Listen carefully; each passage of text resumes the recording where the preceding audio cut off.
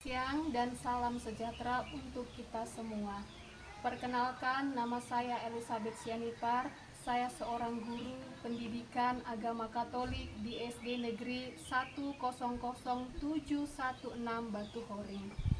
Saya adalah peserta PPG dalam jabatan B3 tahun 2025 di Sekolah Tinggi Pastoral Kata Ketik Santo Fransiskus Asisi Semarang dengan NIM 25309429. Pada kesempatan hari ini, Kamis tanggal 9 Oktober 2025, saya akan menjalani ujian kinerja secara luring di SD Negeri 100716 Batu Horing. Dengan materi yang saya paparkan yaitu 10 perintah Allah sebagai pedoman hidup yang saya ambil dari kelas 4 dengan mode problem based learning. Selamat menikmati. Terima kasih. Selamat siang anak-anak. Apa kabar hari ini? Luar biasa. Oke, terima kasih. Silakan duduk kembali. Siap belajar? Siap. Oke, sebelum belajar, ada baiknya kita berdoa.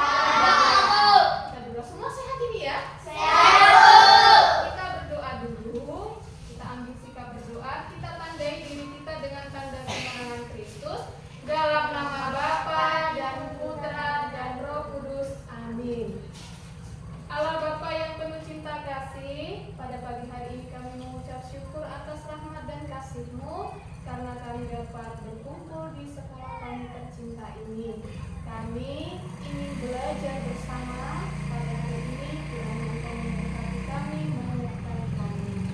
Doa dan harapan ini kami sampaikan kepadamu melalui putra-Mu Yesus Kristus Sang Juru Selamat kami. Amin. Dalam nama Bapa dan Putra dan Roh Kudus. Amin. Oke, sebelum kita masuk ke pelajaran, coba semua berdiri. Kita mau bernyanyi dulu ya, supaya semangat nanti ketika kita belajar. Oke, gerak ya.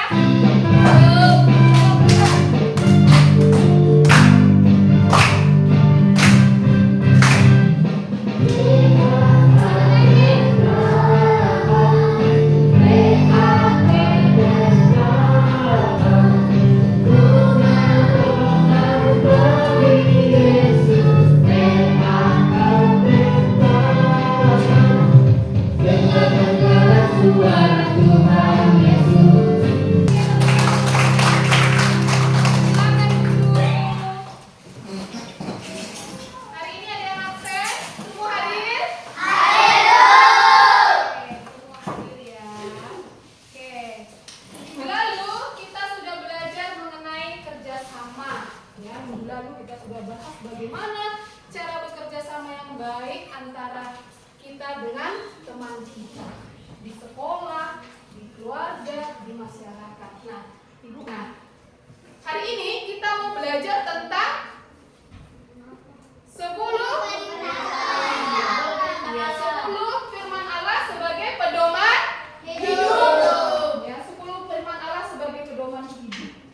Ya, jadi sebelum ke pertanyaan Ibu, tujuan kita di sini mau belajar 10 perintah Allah ini ya, supaya kalian anak-anak Ibu ya, supaya kalian anak-anak Ibu nantinya hidup kalian itu, kita kan punya hidup itu harus ada aturannya. Ya, dari aturan itu supaya kita nanti menjadi siswa-siswa yang beriman, menjadi siswa-siswa yang disiplin, siswa-siswa yang baik. Nah, itu tujuannya kita akan nanti belajar 10 perintah Allah ini. Tapi sebelum ke 10 perintah Allah, coba siapa yang mau bertanya? Tentu kalian sudah kenal tokoh yang membawa keluar bangsa Israel dari tanah Mesir itu siapa? Iya, Nabi Musa. Nah, nanti kita akan sampai ke situ. Nah, ini ada beberapa pertanyaan Ibu. Yang pertama ya, mengapa Allah memberikan perintahnya kepada bangsa Israel? Agar menjadi Iya, agar menjadi umat yang kudus. Apa lagi? Iya. Agar memisahkan diri dari bangsa lain. Mantap. Apa lagi? Ada? Ya. Jadi Allah memberikan perintahnya kepada bangsa Israel itu tadi yang sudah dikatakan kawan tadi. Ya, kurang lebihnya seperti itu. Nah, yang kedua, apa tujuan Allah memberikan 10 perintahnya? Apa tujuannya? Bimbingan umatnya menjalani kehidupan yang kudus sesuai dengan kehendaknya. Ya, itulah tujuannya. Ya, tujuan yang diberikan kepada bangsa Israel yang memberikan 10 perintah Allah. Baik. Ini tentang 10 perintah Allah ya, 10 perintah Allah. Nah, sebelum mendalam, Ibu jelaskan dulu. Di sekolah ini ada peraturan? Ada. Di dalam keluargamu ada peraturan? Ada. Di masyarakat ada peraturan? Ada. Di lalu lintas ada peraturan? Ada. Semua ada peraturan atau aturannya. Maka Allah tadi itu memberikan 10 perintahnya kepada Nabi Musa sebagai peraturan, sebagai pedoman hidup. Nah, Ibu mau tanya dulu ya, nanti ditanya. Jadi kita harus fokus. Nah, hidup bermasyarakat itu akan selalu membutuhkan peraturan dan norma yang mengatur kita dari tata kehidupan di dalam masyarakat itu. Ya, jadi di masyarakat itu, nah, itu ada peraturannya. Tidak seenak kita hidup dalam masyarakat. Ya, ingat ada peraturannya. Ya, yang mana peraturan ini nanti dapat mengatur tata kehidupan masyarakat yang ada di dalam itu. Itulah peraturan, ya. Kemudian peraturan yang sudah dibuat baik di sekolah, di rumah, dalam keluargamu, di masyarakat, ya, itu dibuat berdasarkan atas kesepakatan bersama. Jadi peraturan itu dibuat bukan peraturan seseorang, bukan contohnya kalau di masyarakat bukan peraturan kepala desa, contohnya di sekolah bukan hanya peraturan yang diberikan kepala sekolah, tidak, tapi itu dibuat atas dasar kesepakatan bersama demi apa? Demi kebaikan bersama, gitu ya. Kemudian kita akan lihat lagi. Nanti Ibu ambil contohnya ya. Nah, hidup bermasyarakat, ya, peraturan di dalam masyarakat tentu ada tujuannya. Coba, apa tujuannya diadakan peraturan dalam masyarakat? Nih ya, perhatikan. Tujuannya supaya terjadi ketertiban bersama dan tidak ada yang dirugikan satu sama lain. Kalau hidup kita tidak ada aturan, ya, ini tidak ada peraturan, apa yang terjadi? Kacau kan yang terjadi kalau nggak ada aturannya? Ya, suka orang mau ngapain? Mau masyarakat suka kita di sekolah ini. Maka kita bukan aturan. Begitupun nanti 10 perintah Allah. 10 perintah Allah yang diberikan Allah itu bukan hanya dibuat-buat itu. Ya, itulah aturan untuk bangsa Israel, untuk kita semua nantinya, supaya kita hidup itu bisa teratur, tidak kacau, tidak berantakan. Ya.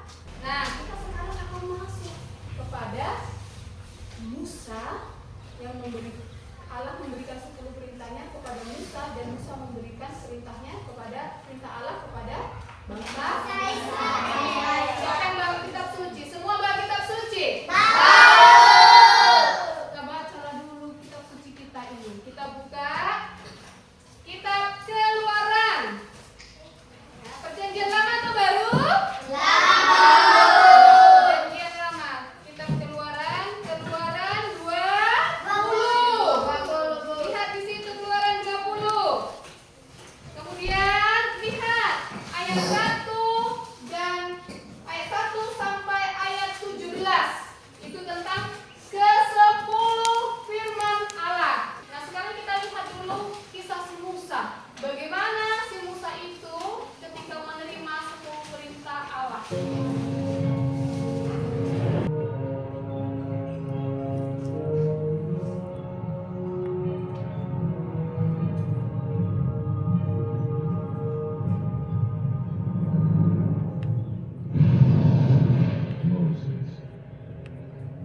Moses, I give to you the way to live. I give to you my 10 commandments. Remember them. Teach them. Teach them for the rest of time.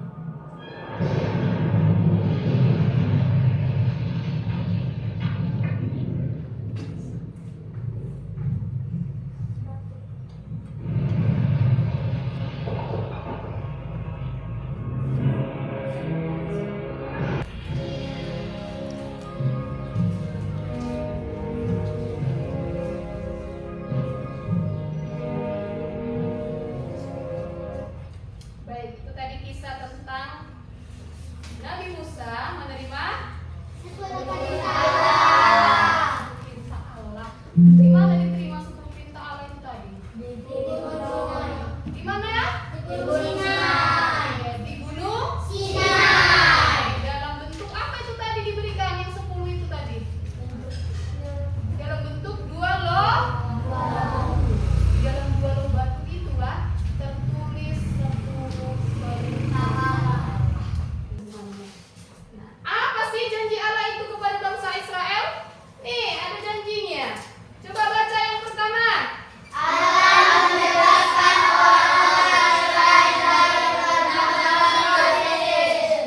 Ini janji Allah kalau bangsa Israel ini taat kepada Allah. Allah mau membebaskan bangsa atau orang Israel ini dari perbudakan Mesir.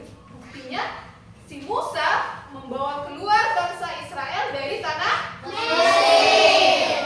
Nah, sudah dibawa si Musa lah ini keluar dari tanah Mesir, ya kan? Mau pergi kemana mereka? Iya benar, tanah perjanjian atau tanah Kanaan. Itu yang dijanjikan Allah kepada bangsa Israel. Bunyi perintah Allah yang pertama tadi apa? Akulah Tuhan Allahmu, katanya kan? Akulah Tuhan Allahmu. Jangan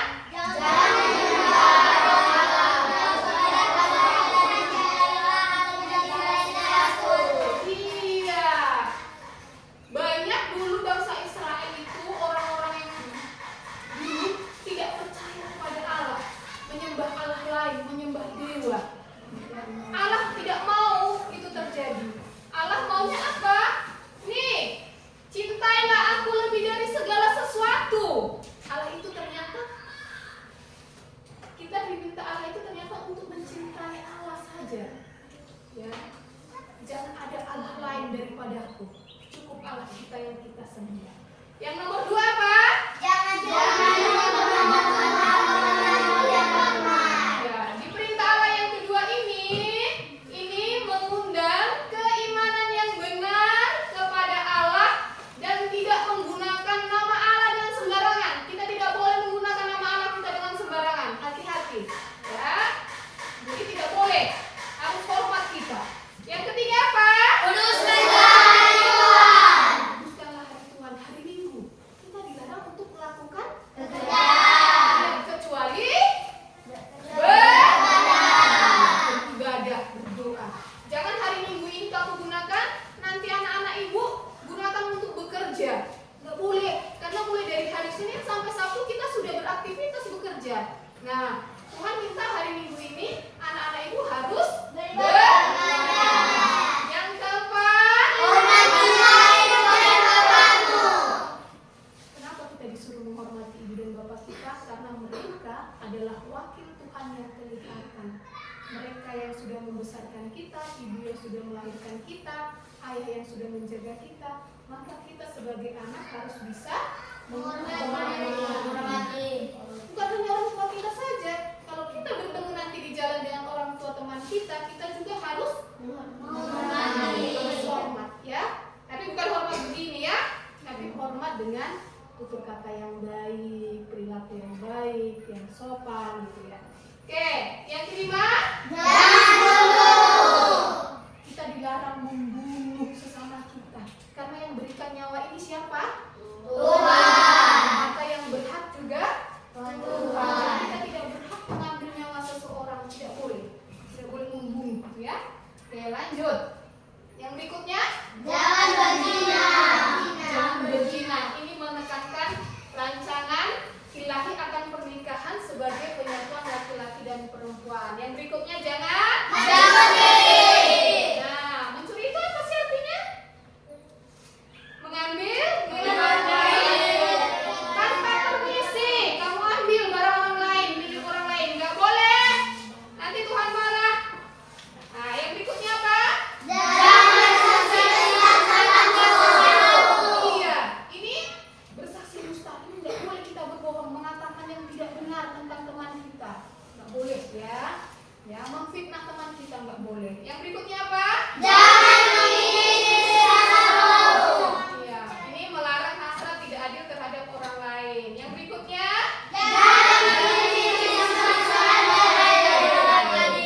ini melarang rasa iri hati dan keinginan kita tidak sehat terhadap kepemilikan orang lain. Oke, Ibu akan bagikan lagi. Nanti kamu akan kerjakan, ya.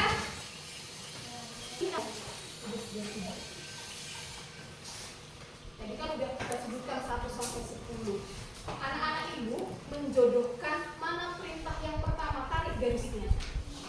Ya, yang pertama, kedua, ketiga, dan selanjutnya. Nanti dipresentasikan ke depan, oke? Tidak lama-lama waktunya, ya.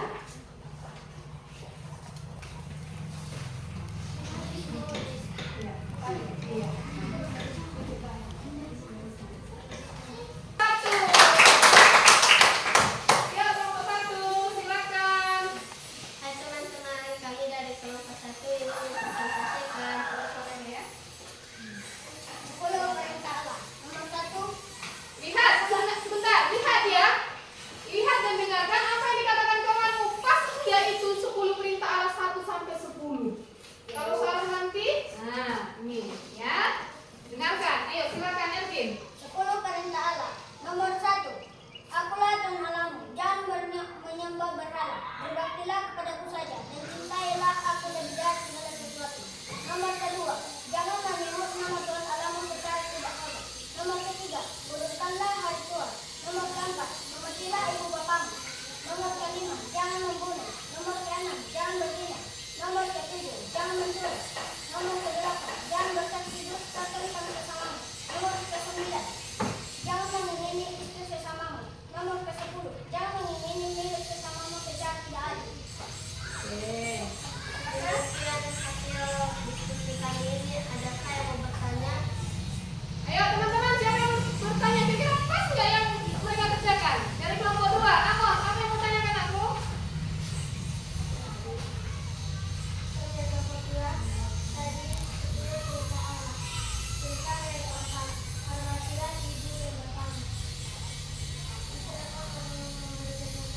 Iya, yang keempat tadi hormatilah ibu bapakmu. Kelompok disuruh meminta tolong berikan contohnya itu seperti apa menghormati ibu dan bapak kita. Yuk, siapa mau jawab? Contoh menghormati ibu bapak kita adalah berbicara lembut dan sopan, membantu pekerjaan rumah. Nomor 2, bisa tadi terima jawabannya? Bisa. Apakah ada lagi yang mau bertanya? Kami dari beberapa pihak ingin bertanya. Coba tolong jelaskan apa itu mencuri dan berikan contoh. Ada di situ tadi perintah yang keberapa itu? Ketujuh. Ketujuh, jangan mencuri. Apa arti jangan mencuri? Apa contohnya? Yuk. Arti mencuri adalah jangan mengambil milik orang lain tanpa izin. Saya menambah contohnya. Mencuri mengambil uang orang tua. Ada lagi mengambil uang orang tua, apa lagi? Mencuri uang orang tua. Mencuri apa lagi? Mencuri Atau mengambil milik orang lain. Secara tidak izin. iya, tidak izin. Ayo, Demikian, apakah ada yang bertanya lagi? ada lagi? Udah pas tadi jawabannya? Udah ya. Ada yang mau bertanya lagi? Oke. Demikian hasil diskusi kami ini. Terima kasih. Oke, tepuk tangan untuk kelompok 1.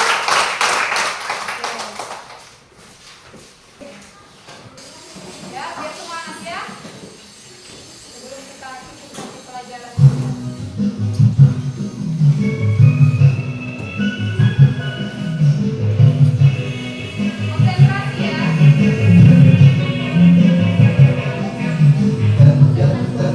Panjang.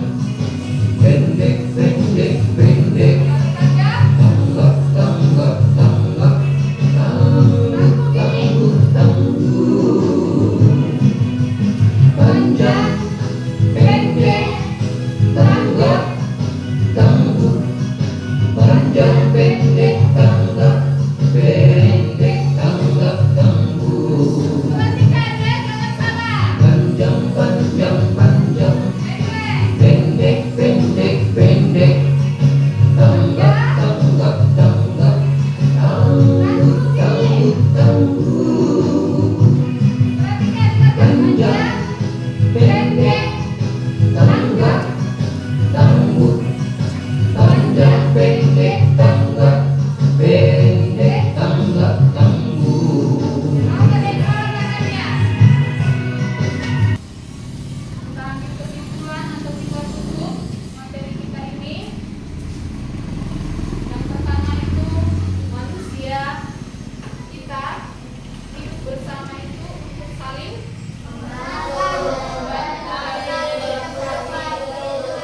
maka jalinlah hidupmu bersama sesamamu, bersama Tuhan dengan baik. Ya, kita harus bisa saling melengkapi. Yang kedua, oke, tidak mudah ya nak dalam menjalani sebuah kebersamaan. Di kelas ini semua kita bersama, tapi tidak mudah menjalaninya. Karena apa? Akan ada muncul perselisihan. Nah, itu disingkirkan. Sifat-sifat yang kami sebutkan tadi, egois, tidak sabar, tidak menghargai, itu harus disingkirkan supaya hidup kita nanti damai. Ya, jadi ada aturannya kan? Berikutnya,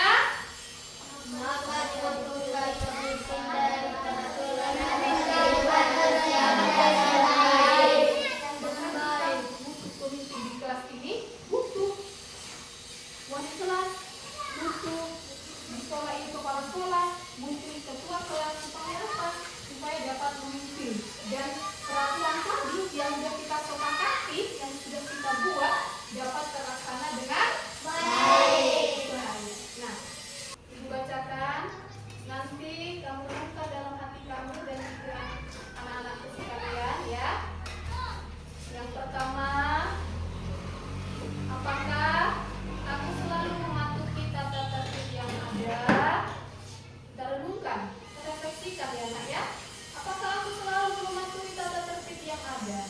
Baik itu di dalam keluarga, sekolah, masyarakat. Yang pertama.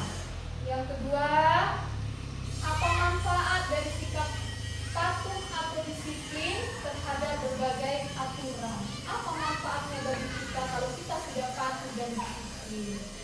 Yang ketiga, apabila aku tidak mematuhi tata tertib, apakah aku berani meminta maaf kepada orang tua, guru, dan temanku? Ya, renungkan dalam hatimu. Yang keempat, apakah aku tidak merasa tidak suka terhadap berbagai peraturan? Dan yang terakhir, orang tua dan guru sangat mengasihi kita. Oleh karena itu, mereka mengharapkan kita agar kita mematuhi peraturan dan tata tertib. Apakah aku sebagai siswa, sebagai anak, sudah mematuhi tata tertib di rumah, di sekolah dengan penuh sukacita? Nah, oke, selesai. Itulah yang kamu, yang anak-anakku sekalian akan direfleksikan, yang kita refleksikan ya.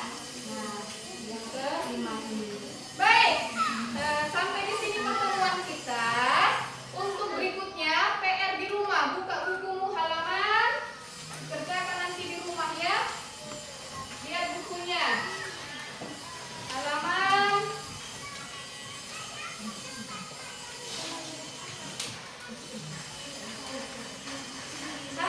53, nomor 1 sampai nomor 5. Itu nanti PR anak-anakku sekalian.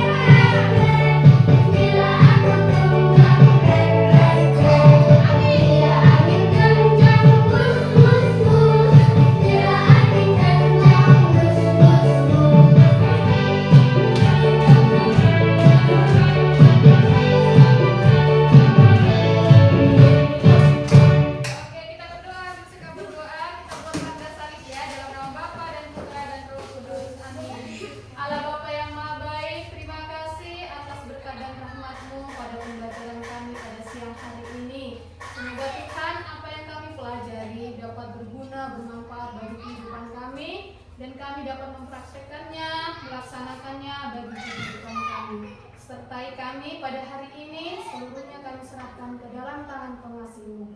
Kami berdoa dan mengucap syukur kepada